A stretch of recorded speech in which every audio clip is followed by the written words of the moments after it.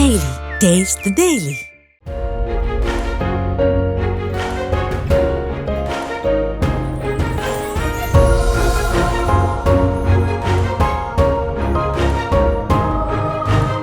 எனக்கு ரொம்ப சந்தோஷமாக இருக்குது.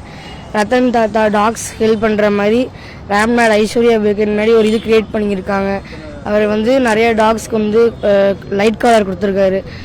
ராத்திரி ரோட்டில் போகும்போது ஏதாச்சும் காரோ லாரியோ ஆக்சிடென்ட் ஆகாமல் இருக்கிறதுக்கு டாக்ஸ்க்கு நிறைய ஹெல்ப் பண்ணியிருக்காரு. இன்னைக்கு நம்ம ஐஸ்வர்யாவில் கிறிஸ்மஸ் ஸ்பெஷலாக நம்முடைய பெரும் மதிப்புக்குரிய ரத்தன் டாட்டா அவர்களுடைய கேக்கை ஒரு ஸ்டாச்சுவாக செஞ்சு அவருக்கு மிகவும் விரும்பிய அந்த டாகை வச்சுருக்காங்க.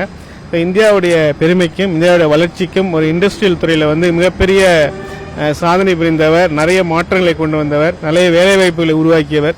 ஸோ அவருக்கு இந்த கிறிஸ்மஸுக்கு நம்முடைய ஐஸ்வர்யா பேக்கரி ராமநாதபுரத்தில் ஒரு மரியாதை செய்யும் விதமாக இந்த கேக்கை மிகவும் தத்ரூபமாக செஞ்சுருக்காங்க. என் பேர் விஜயபாஸ்கரன். ஐஸ்வர்யா பேக்கரியில் சூப்பர்வைசராக இருக்கேன், பாரதி நகர். இந்த ராமநாதபுரத்தில் இன்றைக்கி ஐஸ்வர்யா பேக்கரியில் ரத்தன் டாட்டாவை வச்சுருக்க காரணமே என்னென்னா, அவர் செஞ்ச ஒரு நல்ல செயல்களும் கொரோனா காலத்தில் அவர் செய்த உதவிகளும் உயிரினங்கள் இடத்துல கொண்டிருக்கும் ஒரு பாச பிணைப்பும் தான் காரணம் மெயின். அதோடு இல்லாமல் எல்லாரும் அதை அவரை பார்த்து ரொம்ப சந்தோஷப்படுறாங்க.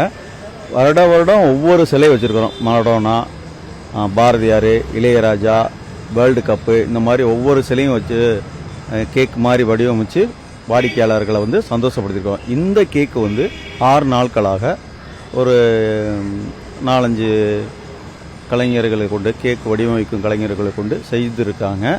இது ஒரு 50 கிலோ சீனியையும் 250 முட்டையும் கொண்டு செய்யப்பட்டுள்ள கேக். இது மெயின் என்னன்னா, வாடிக்கையாளர்கள் சந்தோஷப்படுத்துறது தான் எங்களோட இது.